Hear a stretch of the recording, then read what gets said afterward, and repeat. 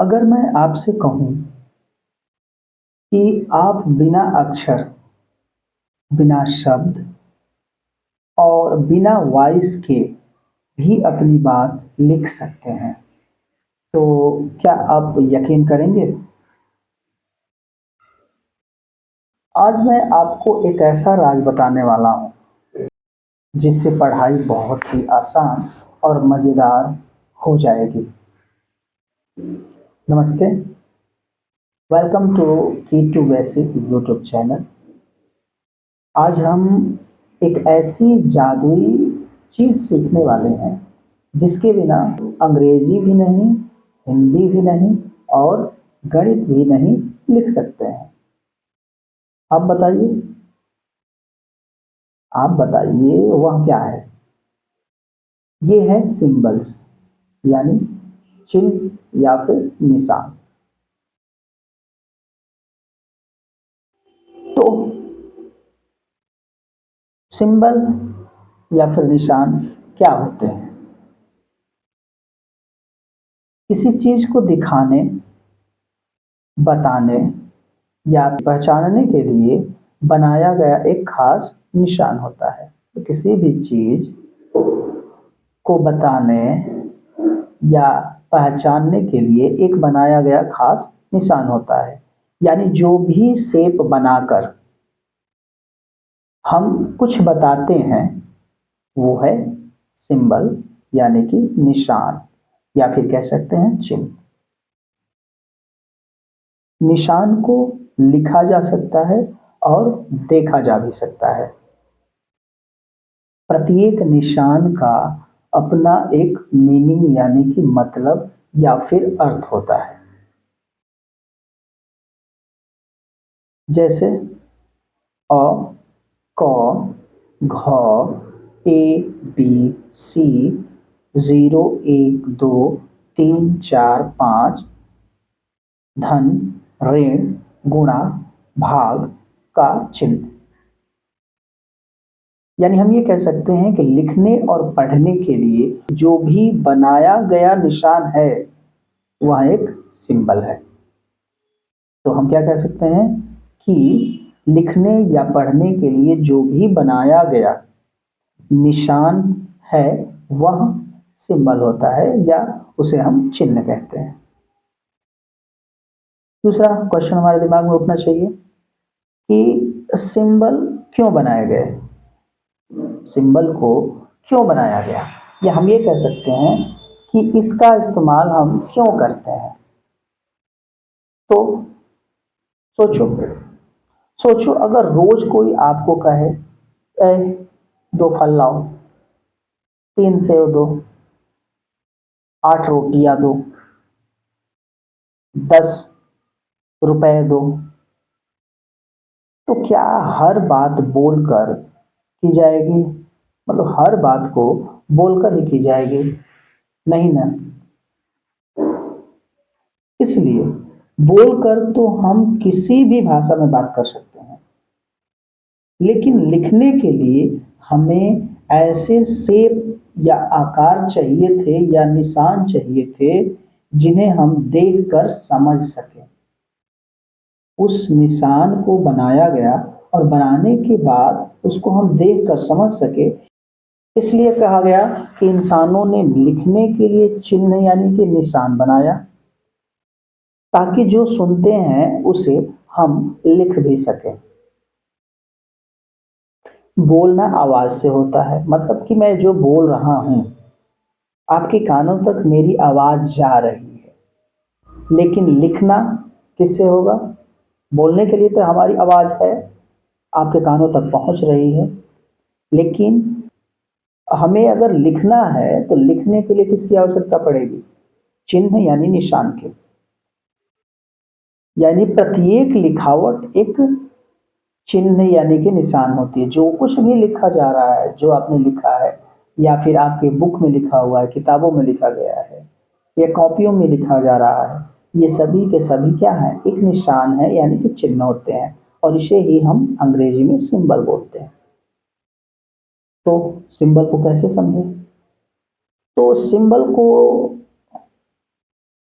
समझने के लिए यानी चिन्ह और निशान को समझने के लिए भाषा और सब्जेक्ट के आधार पर मुख्य रूप से 3 भागों में बाँटा है। यहाँ पर मुझे आपको बताना उचित होगा कि कन्नड़, गुजराती, मराठी, तेलुगु, उर्दू और भी सारी हमारे देश में भाषाएँ हैं, चाहे उस विश्व में जो भी भाषाएँ हैं, उन सब के लिए अलग-अलग सिंबल बनाए गए हैं और हर भाषा में अलग-अलग निशान भी होते हैं उसे समझने के लिए।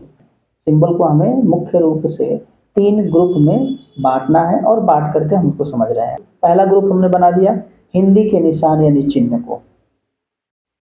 अब हिंदी में अगर हम लिख रहे हैं अ, आ, छोटी बड़ी, छोटाऊ बड़ाऊ, री, ए, ऐ, ओ, औ, अंग, अः। उसके बाद मात्राएं, आ की मात्रा, छोटी की मात्रा, बड़ी की मात्रा। उसके बाद आ गया क, ख, ग, घ, अंग, यहाँ तक कि ज्ञान तक। ये जो कुछ भी हम बोलें, जो कुछ भी मैंने बोला, इसे अगर हम लिखते हैं तो जब लिखते हैं तो ये एक निशान होता है, ये एक चिन्ह होता है और इन निशान या चिन्ह को अब चूंकि हम हिंदी में लिख रहे हैं, हमारी भाषा हिंदी हो गई है, तो अब अस, आ, छोटी बड़ी इसे हम निशान नहीं कहेंगे या क, ख, ग इसे हम निशान नहीं कहेंगे, बल्कि इसका नाम बदल गया और निशान से या सिंबल से या चिन्ह से इसका नाम बदल करके अक्षर या वर्ण कहलाया। दूसरा ग्रुप हमारा है इंग्लिश यानी कि अंग्रेजी के सिंबल्स या अंग्रेजी के निशान या चिन्ह।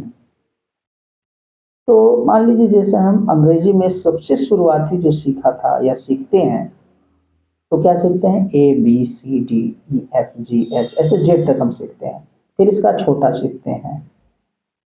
तो जब भी हम ए बी सी डी ये सब बनाते हैं तो ये भी एक निशान ही होते हैं, ये भी एक निशान कह लो या चिन्ह कह लो या अंग्रेजी में से सिंबल कह लो। लेकिन जब इस निशान या चिन्ह को अंग्रेजी इंग्लिश लैंग्वेज में अंग्रेजी की भाषा में जब लिखने लगते हैं तो अब ये चिन्ह इसे चिन्ह नहीं, इसे अब हम लेटर्स के नाम से जानते हैं। किस नाम से जानते हैं? लेटर्स के नाम से। तीसरा ग्रुप हमारा आता है गणित के निशान, गणित के सिंबल्स यानी गणित के निशान। जब भी हम गणित सीख रहे होते हैं तो सबसे पहले हम शुरुआत करते हैं 1 2 3 4 5 6 7 8 9, ये चिन्ह जब हम बनाते हैं तो इन चिन्हों को, इन निशान को अब जब हम गणित सीख रहे हैं तो इसका भी नाम बदल गया और 1 2 3 4 5 6 7 8 9 और 0 इसे हम अंक, अंग्रेजी में इसे डिजिट के नाम से हम जानते हैं।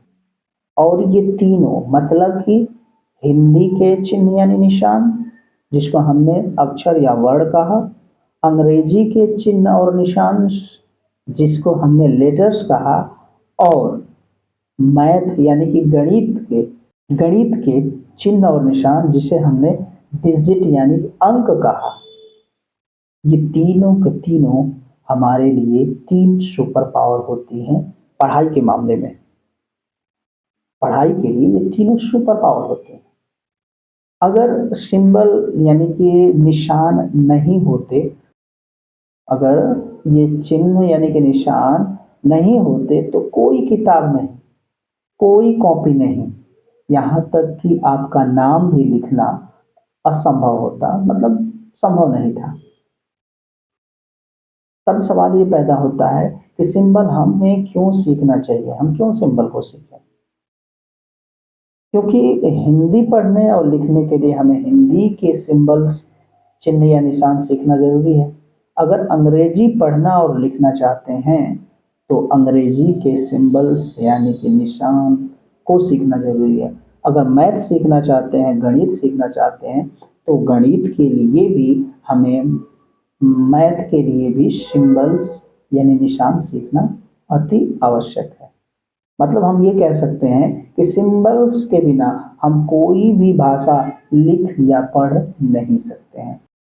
अगली वीडियो में आपको एक सुपर मज़ेदार जादू दिखाने वाला हूँ कि कैसे 0 से लेकर 9 तक के निशान असल में किस वस्तु से बने हुए हैं, कैसे दिखते हैं और इनका नामकरण होगा, वो भी एक मज़ेदार स्टोरी यानी कि कहानी के साथ।